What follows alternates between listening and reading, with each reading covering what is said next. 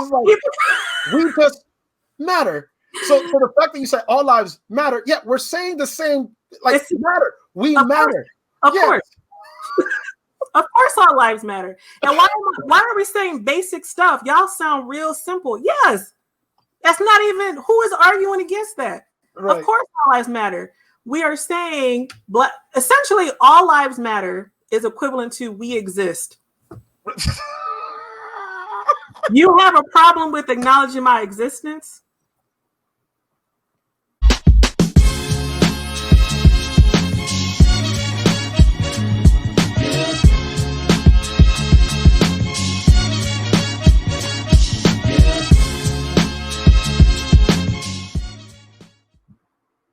Unmute. Are we live? That we are live. We just went on a few moments early, so that way we can work out some of the kinks here. Awesome. This is my first time trying this, so we gonna see how it goes. Okay.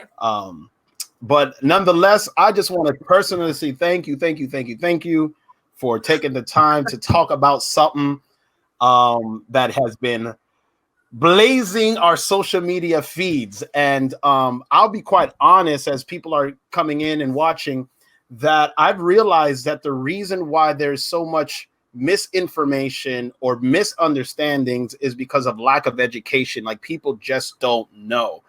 They share things that are fits their narrative, their understanding. And so because of a lack of education is why people are posting things that are not 100% accurate. So we're going to talk about that here today. But if you could just please introduce to the world who you are. I know who you are. Like, we go way back. You know, so before we were woke. Yeah. So, you know, we've known each other for years. But go ahead. No, I was just saying, I want to just first say thank you for having me on your platform. You know, I love you. You're my brother. I support everything that you do, all of your hustles, and obviously your wonderful ministry. So thank you for having me. And I'm glad that we can do this together. Yeah, you're doing your thing too. I see the T-shirt. So can you please let the world know what you do outside of your work? Let them know. So I teach full time. I'm a professor, but on the side, I started my podcast last year. It's called Black Women Be Well. And please visit our website for more information. I talk about health and wellness through the unique perspective of Black women. It's just another podcast to give us a voice, because we're oftentimes marginalized, forgotten, not a part of the conversation or research. So it's a great way for Black women to exchange, but also it's been really helpful for white women too. So for my white sisters, or even white brothers, if you wanted to do good work and want to learn about Black women and their experiences, this is a podcast for you too, to get a deeper dive in what it's like to be a Black woman in America. So listen, I'll be listening. I'm just like, man, I feel so educated right now. You know what I'm saying? Like I was so ignorant to all of the things that you be sharing. So I do be tuning in. You know what I'm saying? It has been gaining a lot of traction. So that's it's awesome. Like, who would have imagined growing up the way we did? We're now put in this position to be a voice to kind of just lead and educate a movement. And so I appreciate the support, and whatever we can do together to try to make change in our communities, we need to continue to do. But let's dive right into it. Let's do it. And the reason why I reached out to you is because you did a vent post on Instagram, and I was like, "Ooh, child!" Shared it on my Instagram, and as soon as I shared it, people started sharing it, and I realized that it got some traction, and I saw the zeal, the passion behind it, and so that's why I reached out, because especially in the climate that we're dealing with, right, with the rioting and the protesting, people are forgetting the root cause as to why this is happening. And unfortunately, there's a lot of our counterparts, a lot of our friends who are using Martin Luther King Jr. quotes, not necessarily in context, to fit a narrative. And I know you've seen this one. All right. So this is the famous one that everyone's been sharing, where you may or may not be able to see it, but it says, never burned one building, never robbed one store, never destroyed one town, changed the world. All right. And a friend of mine, he crossed that out and he said, they still killed him. Right. So, 100%. Yeah. Now, I want you, because you're not only you're an educator, and so you have knowledge of this type of history. And so can you please let the world know the truth about the civil rights movements and what Martin Luther King was really advocating for? And was he just a kumbaya, my lord, let's hold hands, sing songs, and went home? Or was there more to his message? Please share. Absolutely. I think we forget Dr. King was about his business. And the version of him that we have now is, quite frankly, it's a whitewashed version. And we have to be really cognizant of the fact that he was murdered. And before, he could have been killed any time during his work. But when he was killed, it was very strategic. And I think at that time, people were mindful of turning him into a martyr. So upon his murder, you see that his narrative was quickly hijacked, quite frankly. And so what we get now is this very glorified, edified version or idealistic version of Dr. King. And he was very much human. And this is why that's problematic, because when we have a Dr. King that's almost godlike, it puts us in a position where we think we can't do what he did. And that's one issue. And the truth is, he was very much human. And we don't ever hear the fact that, he was a bit of a womanizer. He had some vices. I'm sure he had to talk to God about it and whatever he needed to do. So we don't humanize him enough to see that we can do what he did. And number two, we never get to hear his failures. The parts during the moments when, during the movement when he was most unsuccessful. And when he was unsuccessful, that's when we see white supremacists getting quick. They learn very quickly how nonviolent protests, the reality of nonviolent protests. And I think this is what you're speaking to in the first place, that it was a technique to demonstrate the actual violence in America. So, SCLC, the organization that Dr. King was leading at the time, would go in and use nonviolent protesting, knowing that it would evoke violence. So it wasn't a peaceful protest. The thoughts in our heads are that they were singing songs down the street and all the white people were like, I'm going to listen. I'm on something. I want to join that. They sound good. They sing good. I think y'all are onto something. And, they weren't talking to people in the streets like, hey, come here, let me teach you something. The fact of the matter the truth is that the protestings were done strategically, knowing that it would invoke violence from white people. And they knew that if they could capture that on the camera, it would demonstrate and show to the whole world how violent white supremacy is in our society. And it worked because the camera was a new thing at the time. News media was kind of new. It was heavily regulated. So we're used to turning on the TV and seeing all sorts of things. That was not the case at the time.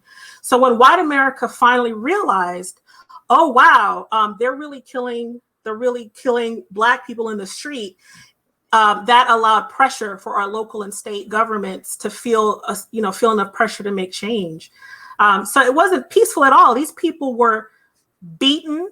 They were hauled away to prison. They had dogs sicked on them. It was not a peaceful experience at all. And it almost, in a lot of cases, also created riots. And the fact that people don't think riots happened in the civil rights movement is a little bit misguided, because we're left with this image of, almost like a godlike figure. All he did was come down and enter the streets, and everybody was like, he solved racism. What happened? Right. And it's interesting you brought this up, because it shows that history does repeat itself, right?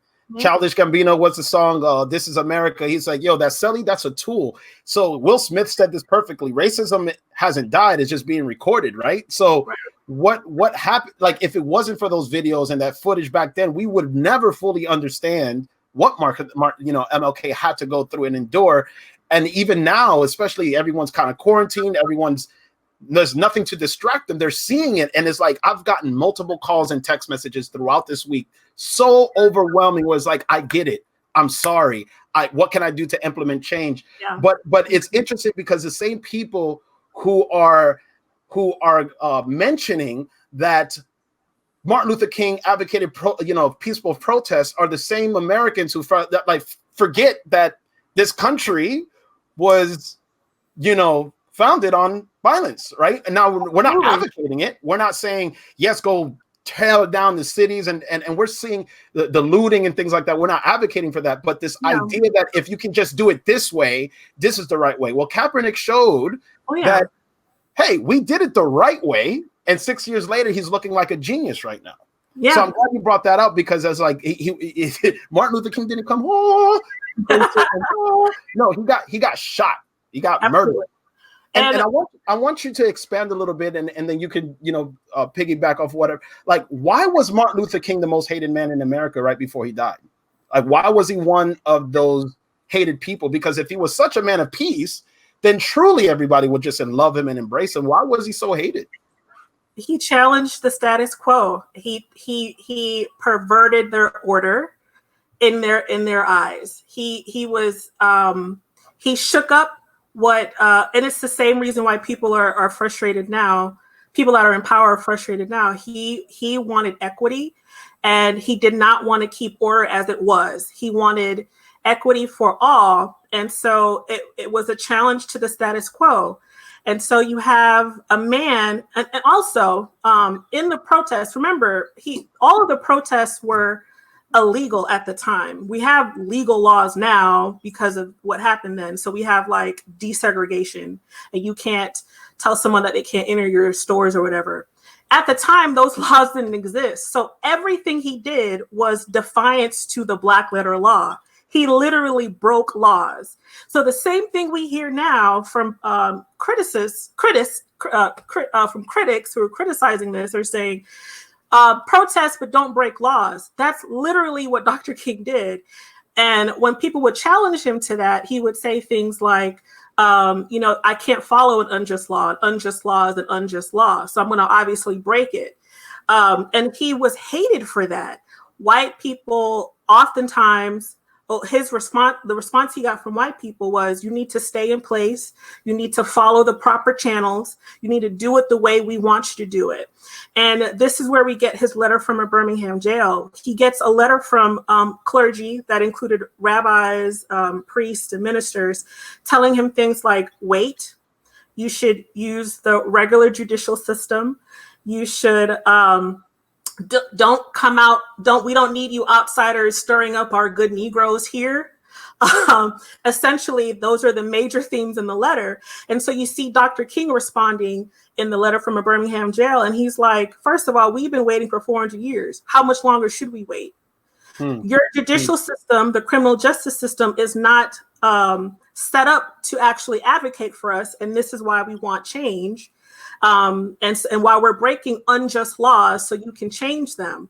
And then there's obviously other themes in there, but he was hated for that. He was hated because he was attempting to challenge the status quo, and he was doing it in a defiant way, while white people were saying, do it in this way, and it's the same rhetoric you're hearing now. White, some people in power saying, and not even just white, blacks alike, are saying, you see those protesters, they need to do it this way. And to your point, we did do it that way. We literally have a great example of Colin Kaepernick using his powerful platform to protest peacefully. And what did we do? We had politicians hijack his actual message for political power. And then it becomes a thing about flags and disrespect and etiquette, instead of what he was trying to focus on is a reformation on criminal justice and police brutality.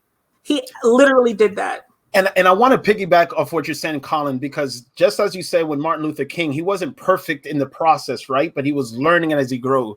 And same thing with Colin. Colin was not perfect in his beginning stages of what he was saying, but he got educated and he became more understanding of what he needed to implement that change. But you're right, it's this narrative that's constantly changing. Well, if you do it this way, and it's always the path of least resistance, whatever makes me racism, put it over there somewhere in that back little corner. I don't want to deal with it. And I think for the first time, Jennifer, and you can give me your opinion about this. This is the first time in my 35 years of life that I've seen everyone kind of just like, there's not a good majority of people are saying, I see it. I get it. So here's what's happened.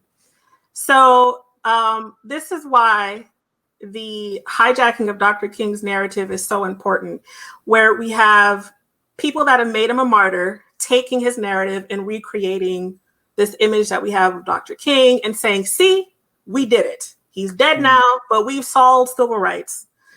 And in reality,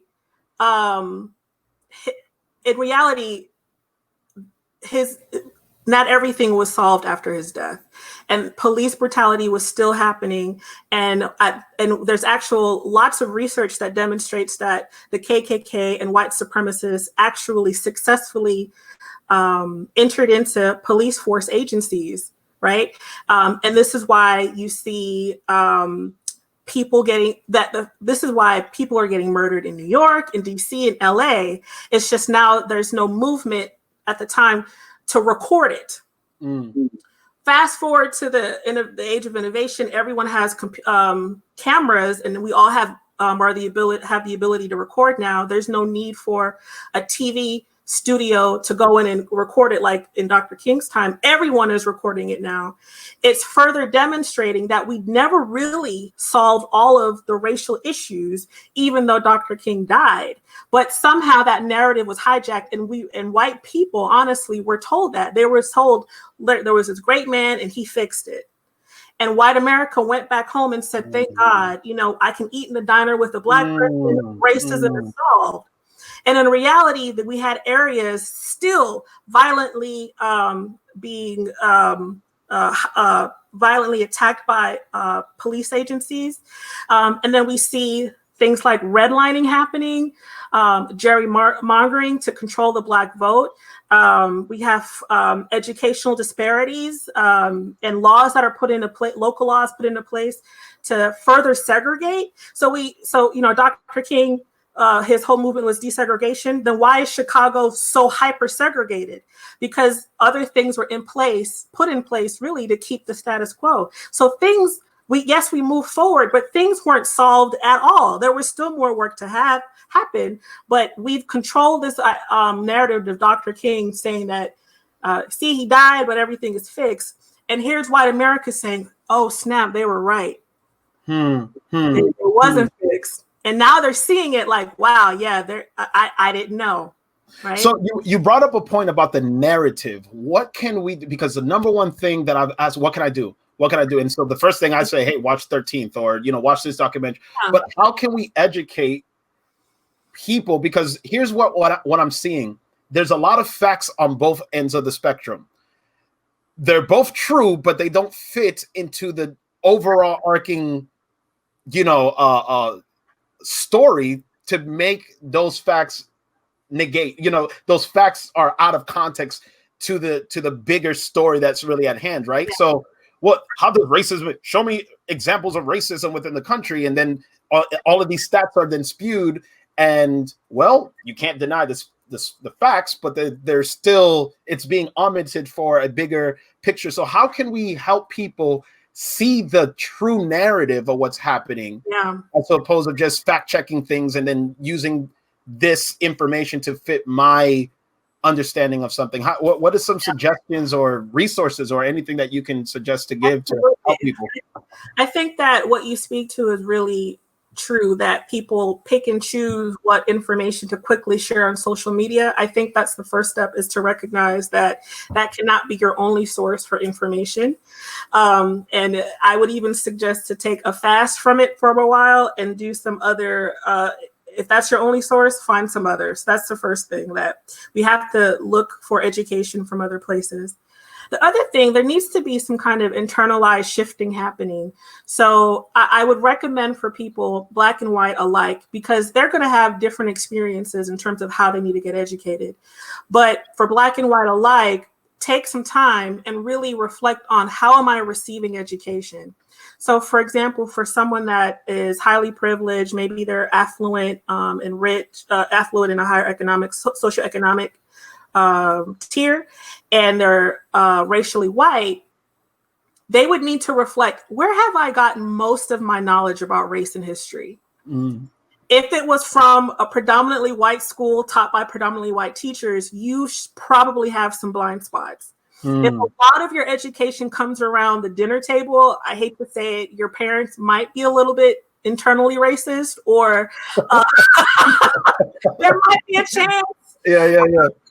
And if that's your only source of information is what you guys exchange during Thanksgiving when your uncle says something really random, your drunk uncle says something random, take time and really reflect, where is predominantly my education of race and history coming from?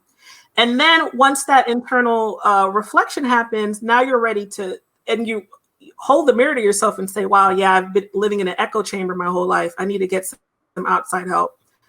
I'm an educator, I'm a professor, so I'm a big advocate for college. So take all of the multicultural classes you can, things about Black people, Indigenous people, but obviously that's an expensive way to do it if you don't have financial aid. And obviously I have a bunch of books that I think are great resources. And if you want to know the true picture of the civil rights movement, there's a book by Harvard. It's called King, Harvard Sitkoff, and he gives a true picture of Dr. King. So you get the good, bad, and ugly. And it's not in any way to defame him, but it really does help humanize him in a way where you can kind of relate, like, wow, if he could do this and he had this problem, I could do it. And then you get a real picture of him. There's also a great book called Freedom's Daughters. It's the civil rights movement, the whole history of the civil rights movement, but told from the perspective of women. And so you see how much women are grassroots leaders and organizers. And then you also see, wow, there were some missed opportunities because of misogyny for Black women to be recognized as leaders. And that's something that we still deal with even today. But at least that book captures their stories that's often left out of history. And then, like you said, there's a bunch of films you can watch. If you don't like to read and you're not triggered, and you're triggered through film, you need to get into circles with people that know stuff so you can learn. And that's another thing. Let's just start talking with each other. So you're telling people they need to get a Black friend if they don't have one? Wait. Let me correct that. What I was speaking to was affinity spaces. Black people need to get around some Black people that know something. Find you a mentor or a group. And the same thing with white people. If you know that your social circles typically says the same thing over and over again, and it's not anything progressive, you might need to find some other white friends, right? To learn and grow from there. I do love also the ability for the races to cross over and to talk to each other, but a lot of Black people do not have the emotional bandwidth to deal with it. So I don't recommend white people saying I need to find a Black friend. you know. But if you find someone who's willing, like I often tell especially white women, if you need someone to talk to, I'm willing to listen to your potentially challenging thoughts to help you work through them if you want to work through them. Now, I oftentimes also do that for a fee. We could set up some coaching sessions because it is emotionally draining. I have done that before. All right. So. But listen, I the reason we jokingly said that, but I'm glad that you gave that point, because I have a lot of minority friends, Black friends. I graduated from Evans High School, went to all private school at Forest Lake Academy, got kicked out, didn't stay too long, right? Wait a minute. Can I just acknowledge the fact that I'm so proud of you, bro? Like, Say what? I knew Lo-Ammi. Y'all don't really know Lo-Ammi. I knew Lo-Ammi back in Tampa, Lo-Ammi. Y'all don't even know. Oh, no, don't talk about Tampa. Don't talk about. He brought us from a mighty long way. They don't know. Hey, that's just a blip in history. No one knows about Tampa Lo-Ammi. Let's not. Oh, I'm sweating that now. Oh, I totally forgot. I totally. That one was out there. Yeah. Praise Lord the Lord. have mercy. That's all I gotta say. God is good all the time. Listen. Mercy. Yeah. You got a message now, bro. Go ahead. But I went to a multicultural school, at a private school at Forest Lake, got kicked out. And to be honest, when I went to Evans, it was an eye-opening experience. And man, I think, I grew up in Pine Hills. I was the only light-skinned Puerto Rican boy there. Multi-Caribbean church. I thought I was Jamaican at one point, man. It was honorary. Yeah. But as I got older, I've been able to, especially within the lines of ministry, I've been able to work with a lot of non-blacks, a lot of whites, and over time I've had good developed good friendships, and one in particular, I won't say his name, but we have those uncomfortable conversations. Mm-hmm.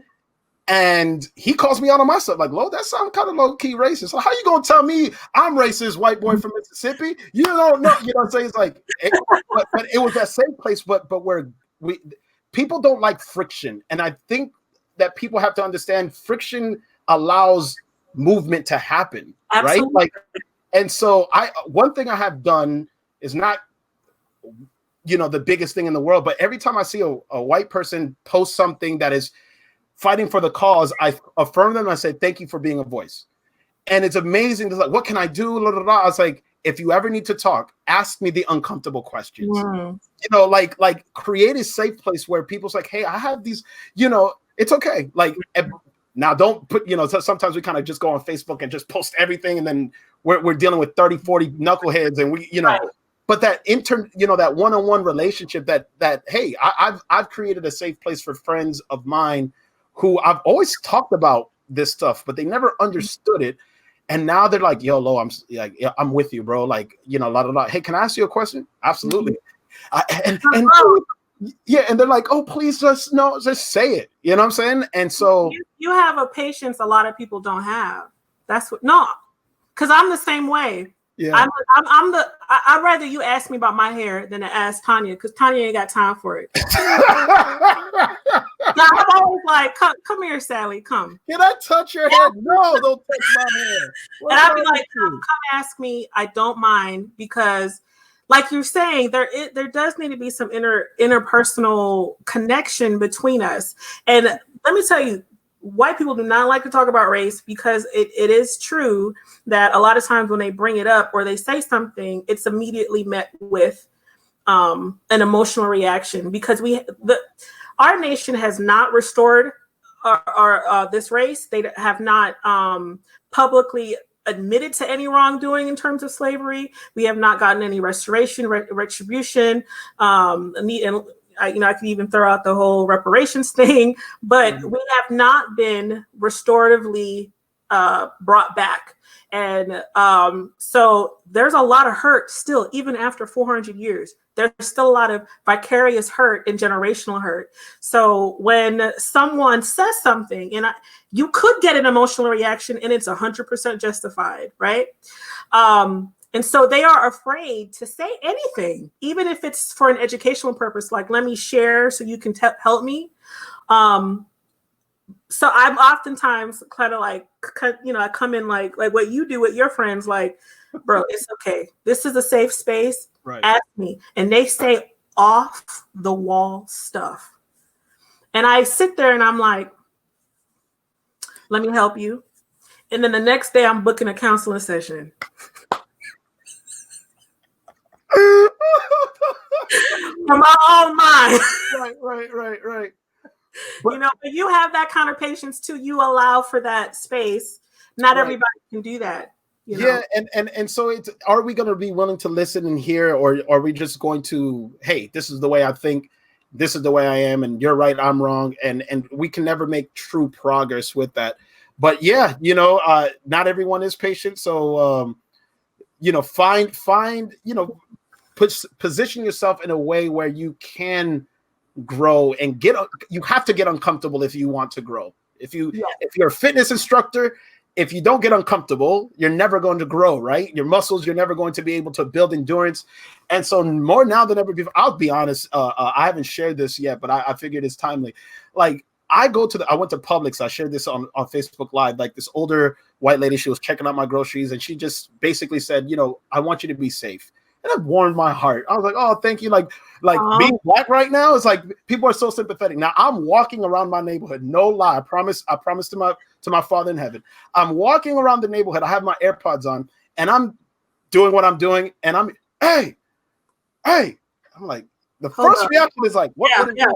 And it's an older white gentleman, maybe about 50 years old, kind of scruffy looking with a dog. He's like, how are you doing? I'm like, I'm good. He was like, just know I'm with you. Okay. All right. Thank you. But Jennifer, here's the reality. I think people are being so overly nice, but my first reaction was fear. Absolutely. Hey, I felt it too. I was like, who did what? Yeah. And you notice that you like, hey, fear. So understand that this overwhelming love and acceptance hasn't been felt the way that ever. And we're seeing that now. We don't know how to accept it because we've always been a people of resistance. Like you walk into a room and people are seeing you because of your locks. People are seeing me because of my fitted hat and I'm wearing a shirt that says oppression, whatever the case may be. And so now people are, because there's always a paradigm shift. Like I've been a butthead the whole my life, and now I'm going to be overly nice, and we don't know how to accept that. Absolutely. And so now it's like it's cool now. But Jennifer, my question to you: what can we do moving forward? Not only from the educational field, and I hope once we're done, you can kind of share the books and the references on the comments below, so people can get access to that. I know I will. I have so many books I got to read.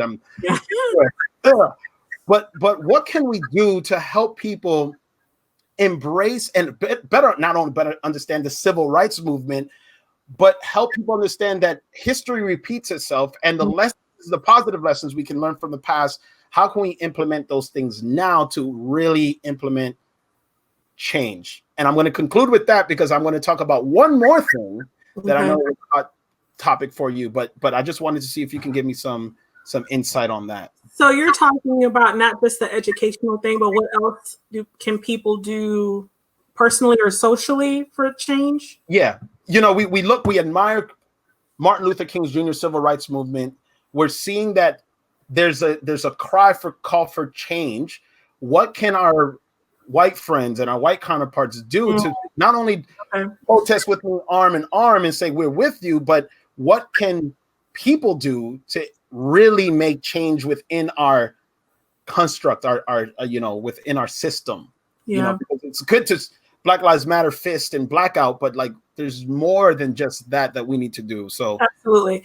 So I totally agree too that there's this. I've never gotten so many text messages from white colleagues before ever during any of the other times there's been a shooting that was put on TV. Like, so I agree. Like, there's this, and I'm sure a lot of other Black people have experienced this overly supportive gestures from white America, and I think that in a lot of ways they don't know what to do, and so that's at least something they can do, and I commend them for that.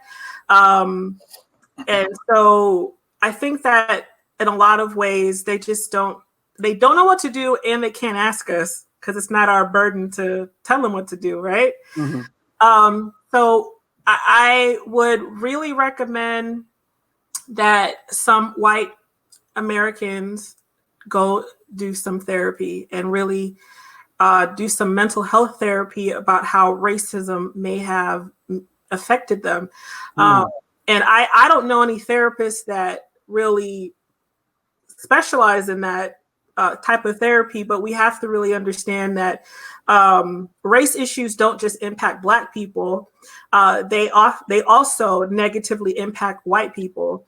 And this makes me think of, if you read any any African-American literature from slavery-themed literature, like, for example, Frederick Douglass's narrative of a slave, makes commentary on how he saw how much racism created brutality in his slave masters, and in particularly the masters' wives, and they were the most brutal, so that they could act like their slave masters, or to show that they too have some control. So that's an example, right, of how slavery or racism has created unhealthy white Americans. And so if we look at it as almost like a sickness, they need to get treatment. And I don't know if they've ever approached their own mental health in that way. How has racism impacted me negatively in the things that I do and in my behavior? And this is how we get at Amy Cooper.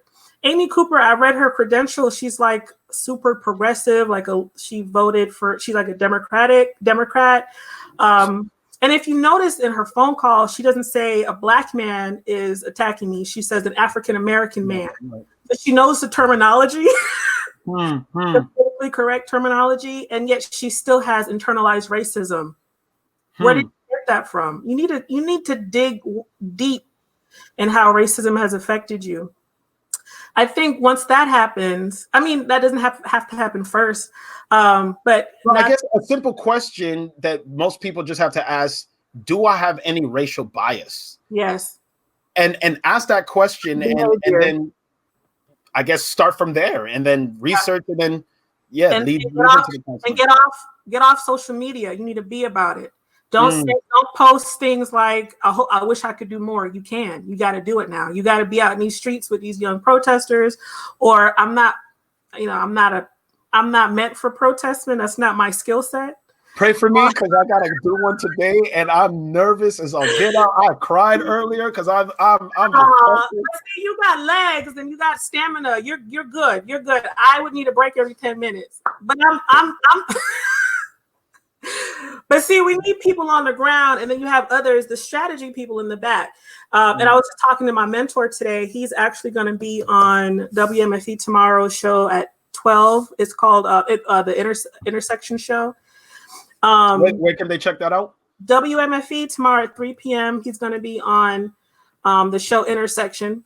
Okay. And he was saying how now that the young people are protesting, now we have to have our strategists. Like, he has a law degree. I'm the professor. I know the history. And then we need some white people in the room for those types of things, because they have access to spaces we don't have access to. They have access to resources we don't have access to. And so it's time for them to leverage their privilege and their resources for action. If you can't be in the streets, there's other things you can do. If you're an educator, change the way you teach, make it be more inclusive. If you're a lawyer, start doing some pro bono cases, or start doing some work with ACLU. If you're whatever it is, you need to do it. It's time to not just say, I wish I could do more. You literally can. You use your sphere of influence, your career, whatever it is. Yes. Immerse yourself in the cause. So we're going to conclude with that. Thank you. But we're going to conclude with this question, because I appreciated the history of the civil rights movement and what Martin Luther King was fighting for. But there was something that I was like, you took off your glasses, girl. You was just like, I am tired of being sick and tired. And so we're going to talk about it. And I don't know how much time we're going to spend on talking about this, but like, I know what you was referring to, because not all cops are bad, Jennifer. Okay. Not all cops are bad. Okay. Please share your thoughts, because you keep talking about blue lives matter too, and all cops aren't bad.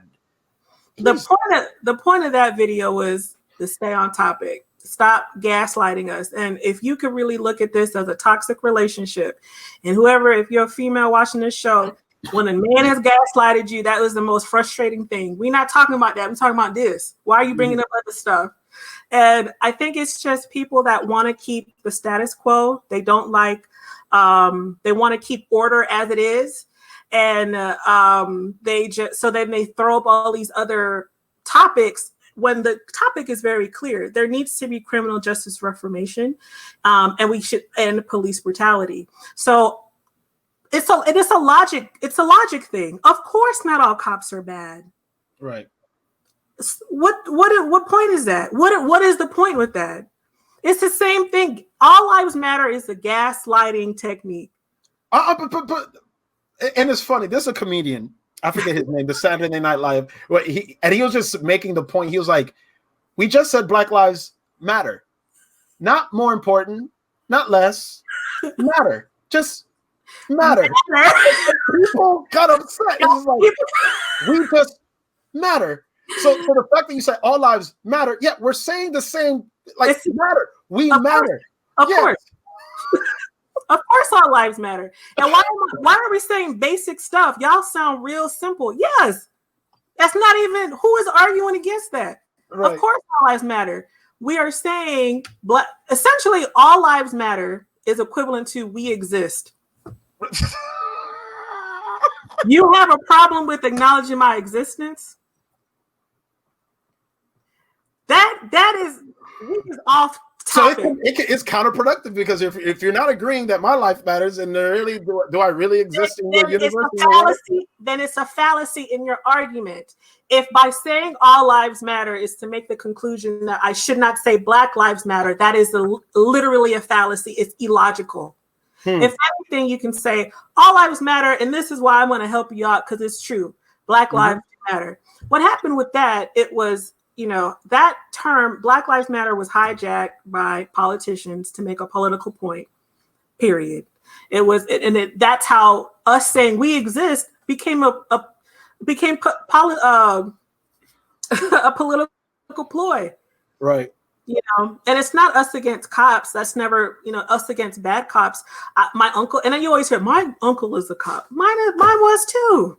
He's great. I know another Black dude that's a cop. He's dope. Yeah. Yeah. We're not talking about them. We're talking about the bad ones, though. Yeah, that no one seems to be, calling out. Let's solve this right now. Okay, guess what, Lo-Ammi? There are some good cops. Let's clap it up for the good cops. Matter of fact, every time I see you, I'm gonna give you daps. Right. If I could cook for you, I will. Back on topic. There's some really bad ones, man. Okay, let's get back. Yeah. Let's get back on Can we topic. talk about the bad ones for a minute? Can we just talk about the bad ones?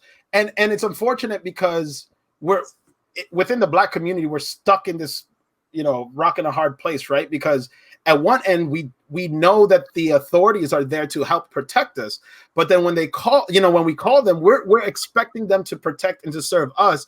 But it's just always this fine line where it's like, are they going to, question me? And so it's so important, especially amongst police officers, the good ones, yes, to call out the bad ones. Yes. Because by simply doing that, you're regaining the trust of so many people. So many people.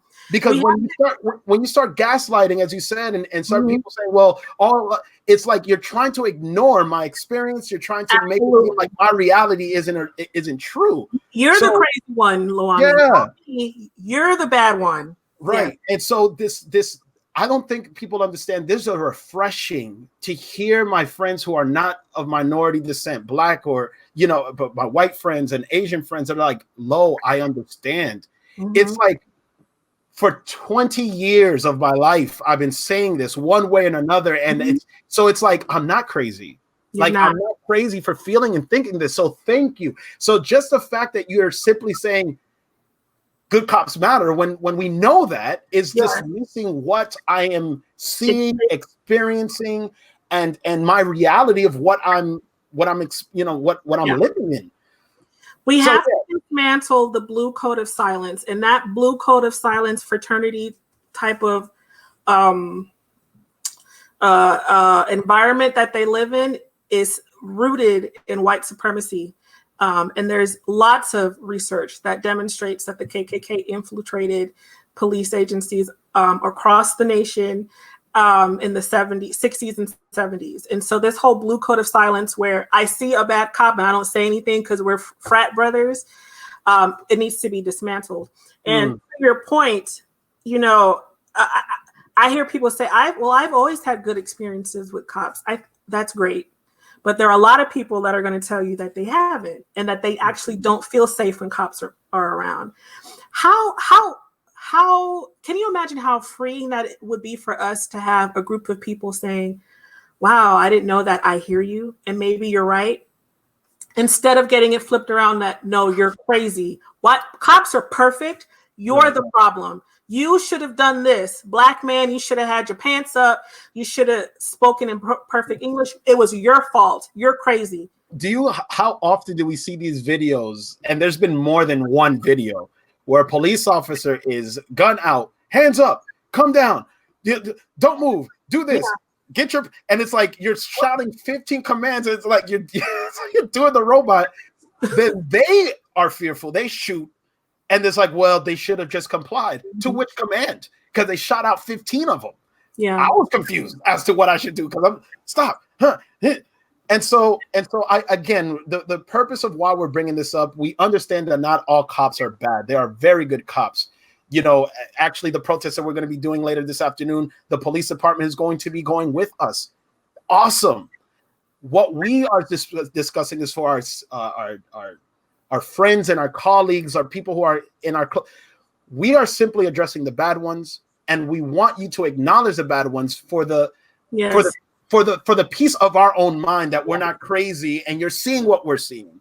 And this is why unfortunately had to take the death of George Floyd in order and this pandemic to happen. I mean, it was a perfect storm.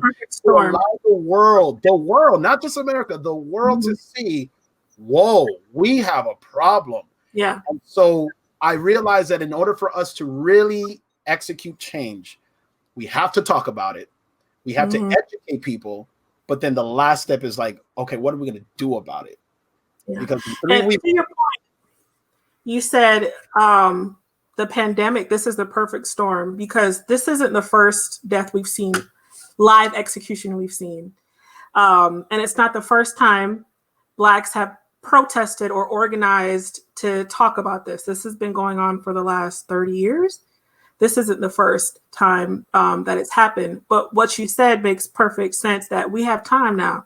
We got time today. Ain't nobody at work. Everybody furloughed or laid off. We had time. And then we watching the TV, so we seeing it all the time. We was like, oh, heck no. Yeah. Girl, buckle coat, we going out. Yeah, and that's really, sanitizer. that's really the only reason why we're able to do what we're doing, is because, wow, we're not so distracted by this machine of capitalism that we actually have the mental bandwidth and the time to do some of this protesting. Because, you know, and you asked this question earlier, you said, what can our colleagues do? And to your point, maybe after you say, hey, I'm with you, the next thing they can start doing is say, I believe you. Woo.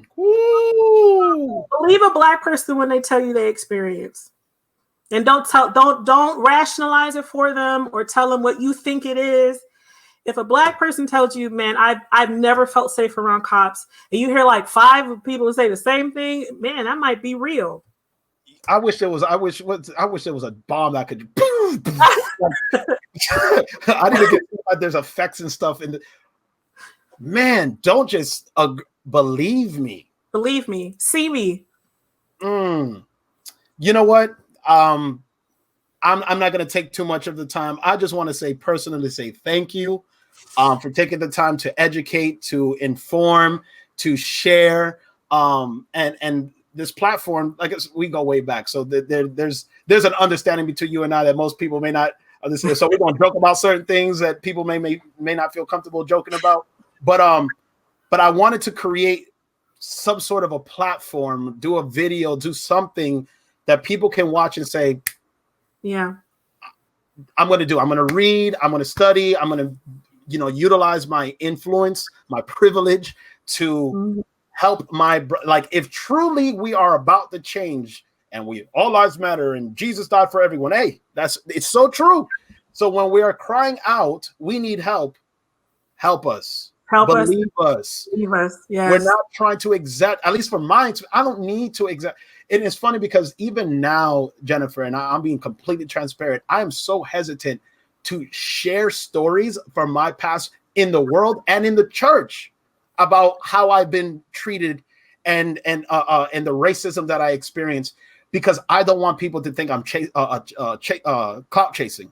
You understand what I'm saying? Like, everybody wants to share their story, like, what was me? And I'm hesitant to do that, but we need to share our stories. We need to say, hey, this is my experience. And when I share it, don't say, well, you know, Fox shows us, Lo-Ammi, that the statistics in your the list.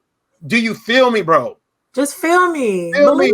Do you hear me? Do you believe me? Because listen, the facts are there, but what created those facts? What created those numbers? What allowed, you know, I'm just not a checklist. I'm just not a statistic. I am a person. I'm a human being. And if one person received injustice, that's one person too many. And Absolutely. So that's what I wanted to share. Thank you so much. Your podcast tomorrow, you're going to be, it's not your podcast. What are you doing tomorrow? Oh, tomorrow, listen to Intersection, WMFE. It's 90.7 FM. My graduate school mentor, his name is Dr. Small.